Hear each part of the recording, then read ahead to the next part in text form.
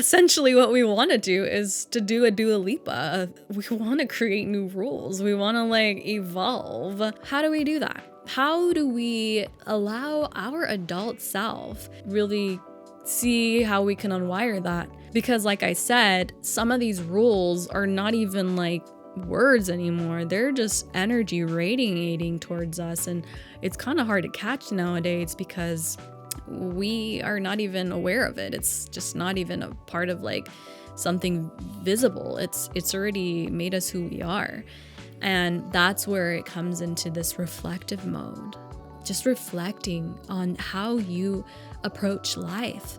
Thank you, Soul Babe, for tuning into Essence Podcast. Before we get into this week's episode, be sure to like, share, and subscribe on my YouTube channel or follow on Spotify or Apple Podcasts. And let's get into this episode. In your divine essence, you shine. In your divine essence, you thrive. I'm your host, Riss, and you're listening to Essence Podcast. Hey Soul Babes, welcome to the Essence Podcast. I'm your host, Riss, and in this podcast, I love to talk about all things creativity, all things holistic healing. You can see me as your woo-woo bestie, the one you get to come to talk about the mysteries of life, the synchronicities that knock at your door. Getting in tune with seeing angel numbers, getting in tune with your spirit guides, your ancestors, or even just having this whole system of believing that the universe has your back. But also at the foundation of this podcast, it's about getting you back to connect to your essence, to that divine light within yourself. A majority of us have to put our unique gifts and skills and personalities into a box. And majority of the time, it's considered Pandora's box for the people that are outside of us, the people that have told us that's right or wrong, the black and white coloring of life, it keeps everything so limited. And in this episode is what I really want to get into is the idea that rules can make or break us. We've been following rules since the day we was born. The day that we came out of our mother's womb, we've been put in place, right? We in school, by our parents, by society. It started off with, of course, the rules being don't get hurt, be safe. But then on top of those rules, many of them created by our parents because they're annoyed, they're frustrated, they're traumatized. They don't have a rule book to follow, so they make their own. That's where it comes from. And it comes from trial and error. It comes from impulsive reactions, and it comes from maybe the way they actually were taught from their parents, from their grandparents, and the list goes on. These rules become so embedded in us, so engraved that we're this is what it is. This is who we are, right? It is those limited beliefs, those habits, those patterns, they are stuck and there to stay. And then on top of that, school. School is also another place where you can take on rules, endless amounts of rules of do's and don'ts, and it becomes a one shoe fits all. A one shoe everyone's got to wear, and as you get older, you become used to wearing that little shoe, that shoe that is so snugged, and you feel maybe there's a part of you that is rebelling against that rule, and that becomes another part of your persona that you really don't need, but that becomes a habit of yours where you have to be sneaky or rebellious against that rule, and it becomes a part of what you do. And as you grow older, you tend to still keep those habits and patterns in place. I feel rules can be also a place of where they're sort of affirmations. We've been saying these rules to ourselves so much that we probably don't even remember the rule anymore. We just remember the energy. Our body is just naturally, subconsciously moves to either obeying the rule or being rebellious. we are doing this internal dance because our body is just so used to it. And it's not even in our conscious mind anymore. Like we just downloaded it engraved in our heads. Words have energy, just like spelling, like when someone is spelling something, it's not any different from a witch casting a spell. Like this is energy. Your word is your wand. So just imagine the way that rules are made.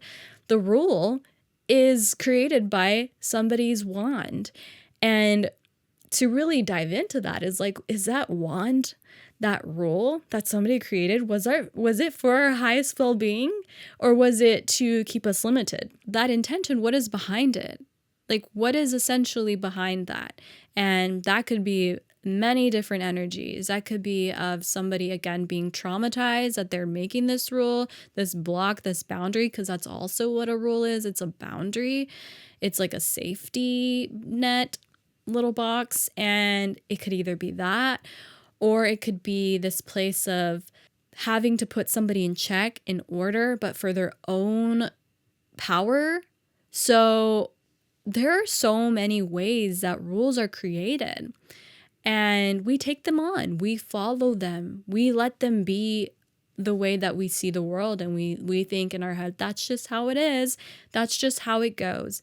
But internally, what goes on is we're still probably like a goody two-shoes, we're a people pleaser, or we are just in rebellion mode, always having to fight against something.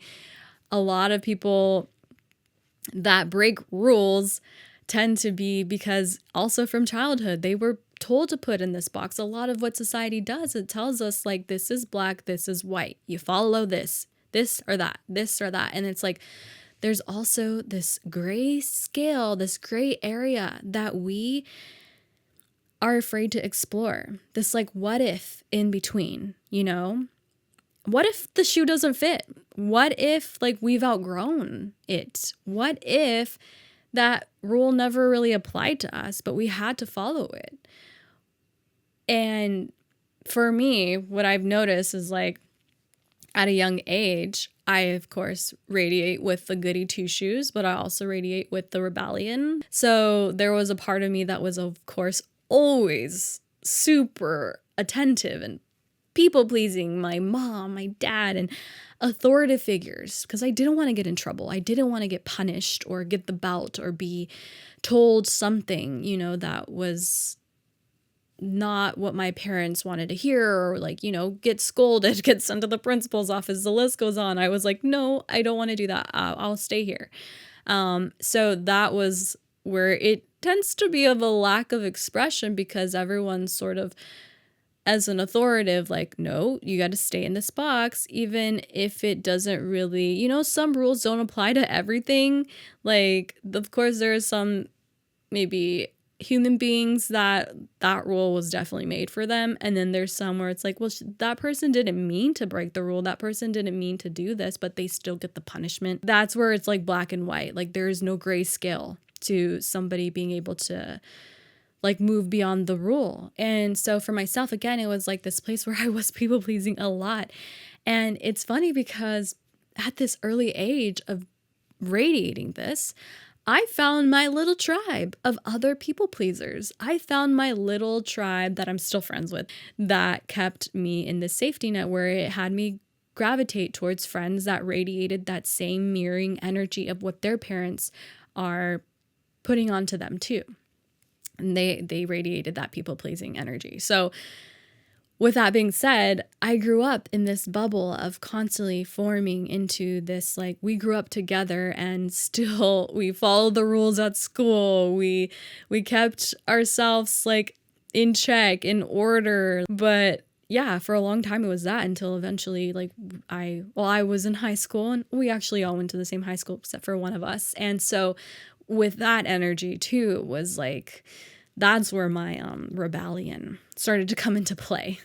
I had a boyfriend, my first boyfriend, where I was like, this is also where I'm also learning that I get very attached emotionally and the hooks go in. And so with this guy, I did a lot of sneaky things where I wanted to see him more, like be around him more, that my rebellion side started to come out. And I feel like this is for every teenager, right? Like we're like, yo, we want to express ourselves more, but we are having to follow these like rules that were given to us as like babies, little kids. And it's like we're slowly trying to find ourselves, but we're stuck in this rule book.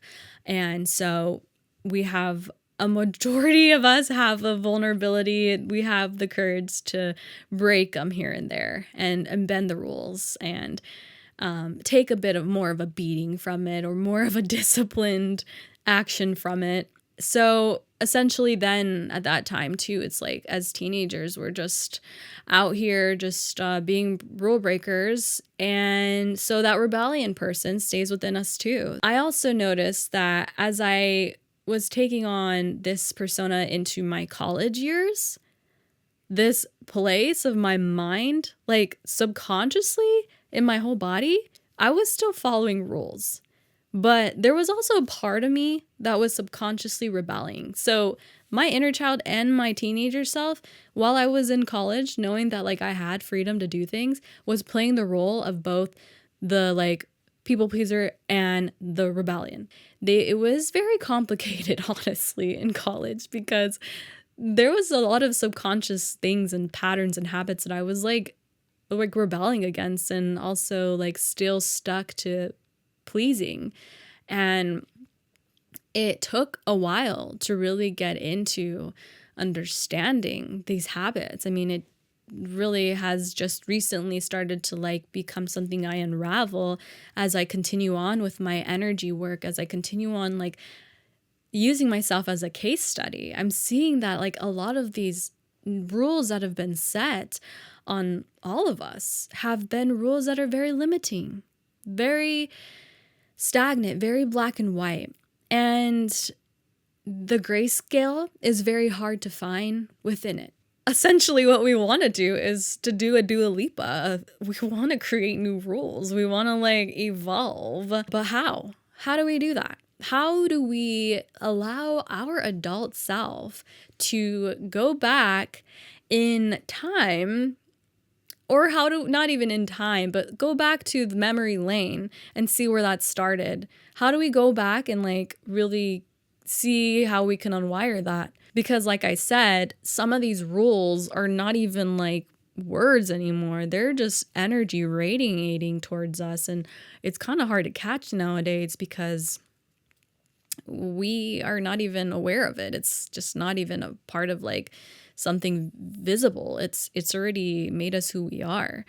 And that's where it comes into this reflective mode. Just reflecting on how you approach life. How do you approach certain situations? And just even something very obvious between the people pleaser, the goody two shoes, or the rebellion. Where are you at? Where are you at with your everyday between those two? Like, where does your meter lie? Are you always having to rebel against certain things, rebel against somebody's, like, if they're bringing up something, maybe even through your parents when you guys are still talking to each other, your grandparents or your family or your friends, like, is there always some type of, like, rebellion against that within yourself? Or maybe there's still that people pleasing where you're still not really expressing yourself to your family, not really expressing yourself to whomever you really want to share yourself with, even like through your relationships of like intimacy. Like, what is still a block? And in that process, you can get like a bit of just a taste of like where that rule has been placed, where that habit lies, that pattern. And it takes time. Honestly, like understanding all the rules that you've absorbed, all the affirmations you've said to yourself over and over again of certain thing. I know for me, what I've noticed is like, there's always been this rule of like respect your like authoritative figures, respect your mother, respect your father, like respect your elders, and of course that is what you shall do, is respect anyone, even a baby. You should always be respectful. But there are certain things where people, in my eyes, have been like, they abuse the word authoritative. They abuse that energy, that feeling.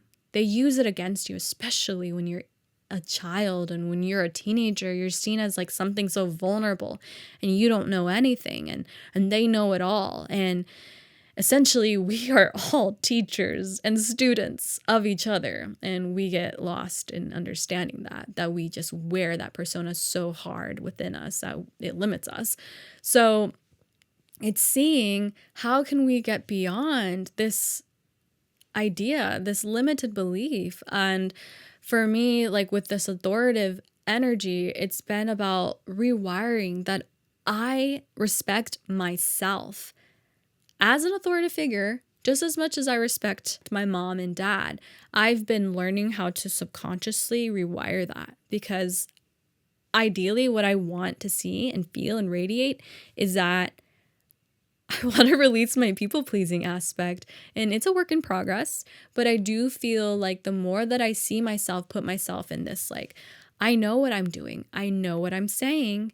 I have definitely been through my own trials and errors, and I am also a boss within my own self, within my own category. I am also this authoritative figure for myself, and it allows me to see that my inner child, my teenage self gets to heal from that, gets to rewire altogether those people-pleasing aspects of how I saw authoritative figures in my eyes. And essentially that goes with breaking that spell, breaking that bond of that wand that I continued to repeat and follow within myself. And it's just like a thin line between you are aware what you're creating or you're not. And when you are sleeping, when you're not aware of like the fact that your energy is creating, as a child, I was probably still attracting authoritative figures without me knowing, because everyone has a choice once they enter this earth. At the same time, that has also been my journey to work through, because really before we came to this earth, we had a soul plan, and that soul plan is to work through things that are a bit nitty-gritty. You know, it's we got to put in the work here on this planet, and that's probably what I put in my contract as a soul, is like that I'm going to work through the authoritative energy and make it my own, and also feel this balance, feeling respect through all levels, from baby to elder. Like every traumatic event, everything that's been happening to you, every rule that's been in place, is for you to alchemize. It's for you to understand, like, hey, that does not work for me anymore. I'm ready to elevate and bring this out and address this. And there are also rules that we create ourselves. Say we went through a bad breakup. We went through a breakup where somebody cheated on us, a traumatic event.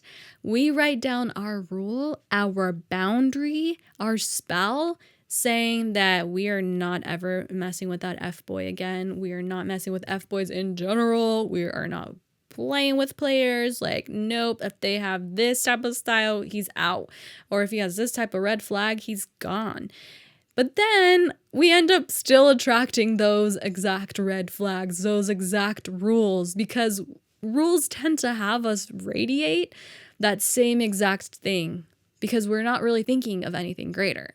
Like, our manifestations, our word is our wand. So if we're too attached to like the don'ts, or like, no, we don't want that, no, and that's all we know, then that's all we're gonna attract and get.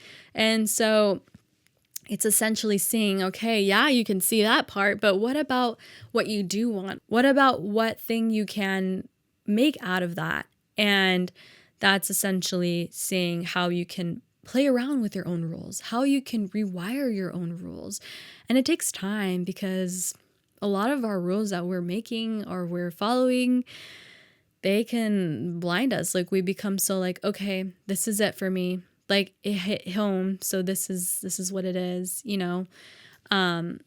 So essentially, yeah, that's what it's at. And honestly, like, even the rules that for the country, for the world, like law of attraction and all of that, it's like understanding how that rule works and how that is playing its part. Is it serving you? Is it not serving you? This is a planet of free will, and you have the ability to understand and seek your own truth and seek what is and what is not for you. And seeing both sides of the wand, both sides of the coin, and going from there. So I'm curious to know if there's any rules that have stuck with you since childhood that you may have remembered, or maybe a rule that you're following now and that you just continue to say to yourself. That even goes with your limited beliefs. Like, what is something that you affirm to yourself? Sometimes, like for me, when I'm going through a sort of like an internal battle, something that I'm continuing to rewire is my worthiness. Because it's not even that like I'm saying I'm not worthy, but there's something in my life that told me I wasn't. Being Hispanic, my grandparents have faced a lot of discrimination, and so has a few of my family members down the line. And sometimes I feel like I have to constantly overprove myself and know that I am worthy. And being just a Hispanic person or a person of color, like I feel like I constantly have to prove that when I don't have to. It's beyond even me. It's also my ancestors' rule. It's my grandparents' rule. It's like we are worthy and we have to prove ourselves. And I can totally see it sometimes in my grandparents, because they own a vineyard, and people that own wineries are essentially Caucasian people. So with that being said, it's like they have to constantly prove themselves, and people get the wrong impressions about them, that they use their own professions to prove their status. They own a vineyard and they sell their grapes, so they're grape growers, and so they make it known that this is who they are and that they belong there.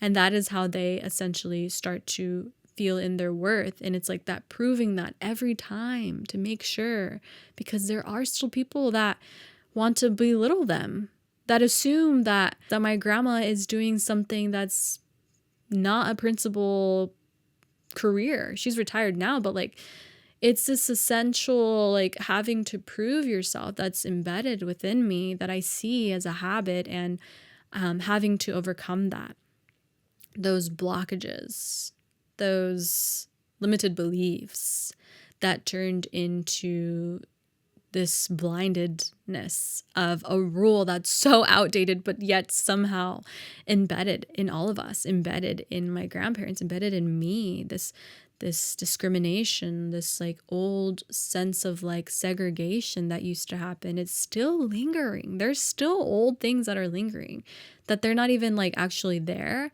but their essence is still there because it's radiating in so many people that lived through it.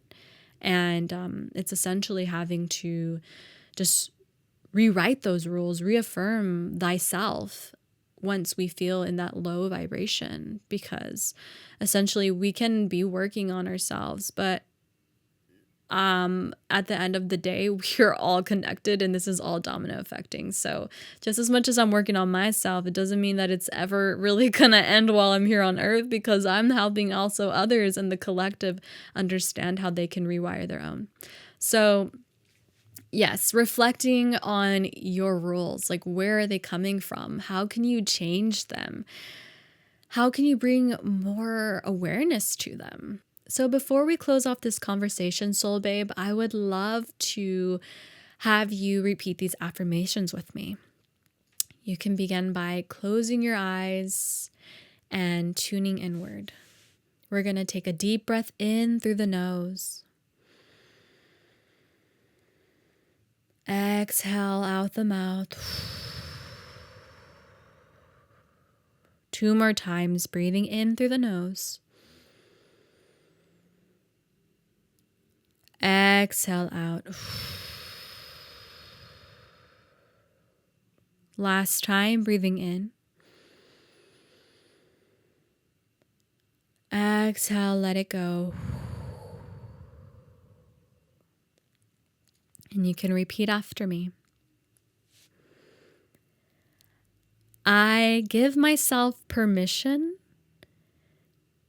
to scan my rulebook to see what is no longer serving me and what is.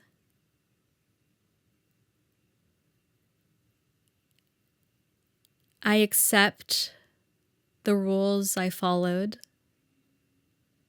but I give myself the permission to change them. I let go of any rebellion, any people-pleasing energy I might be holding on to. I bring awareness to adjust these energies within myself.